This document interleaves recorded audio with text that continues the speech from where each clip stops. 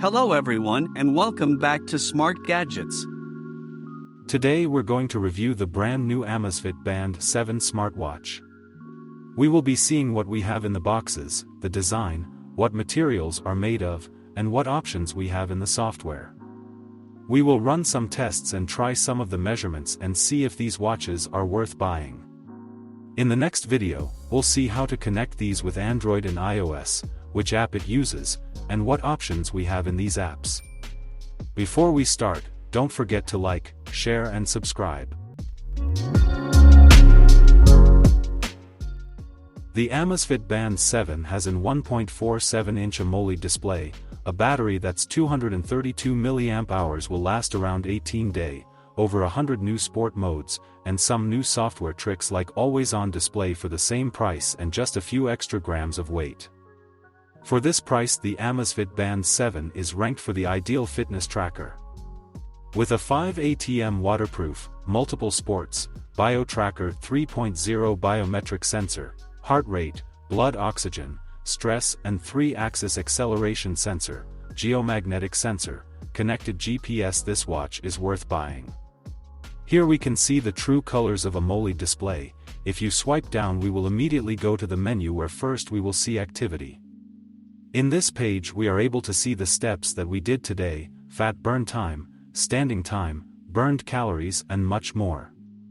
One tap measurement is the second option, which we will test at the end of the video. Here in heart rate we can see the results of the last test and the charts too. Same in blood oxygen, we can see the last measurements and charts with it.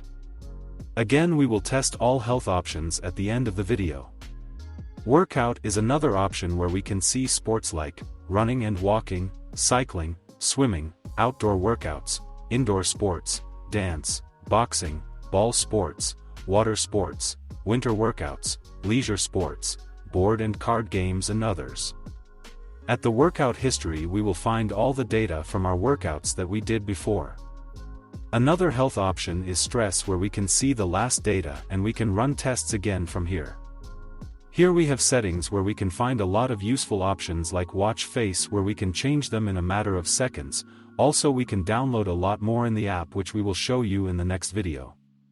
Next we have time and date format, where we can change on how we are used to. In display we have the brightness, where we notice we don't have the automatic version. Screen on duration, we can adjust the seconds for the screen to shut down. In always on display we can put a face for the screen or let it follow the current watch face. Also we can schedule it or turn it on the whole time. Next we have wake on wrist movement, which is self-explanatory. This option we turn on where we want to wake the watch just by lifting the wrist. In theme style we can change the theme of the menu, which changes the style of icons.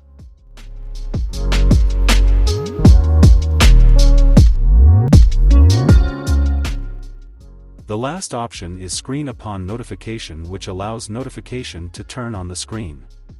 After that we have vibration. Workout detection, where we can select workouts to be detected as soon as we start.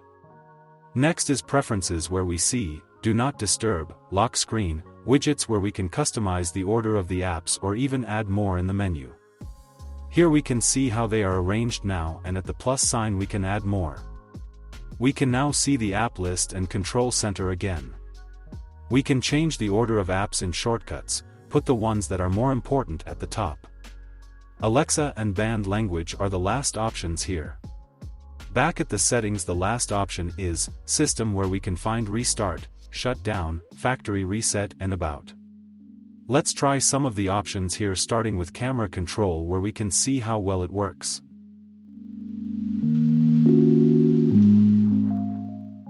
Also it is time to test the health apps that we mentioned in the beginning. Starting with one tap measurement, where we have to wear the watch tight and wait for the results. Here we can see the seconds going and the results show heart rate at the top, stress is second, and in blood oxygen for some reason we don't have any data. So, this is pretty much it for the watch. I really enjoyed reviewing this model and it's a really great watch, so I really liked it. It's really easy to use, pretty fast, and has everything you would want in a watch. In the next video, we will see how to connect it with Android and iOS, which apps it uses, and what options we have in these apps, so stay tuned for that. So, guys, this was all for today's video. I hope you find this video interesting and helpful. If so, hit the like button, subscribe to our channel, and I'll see you in the next video with another smart device.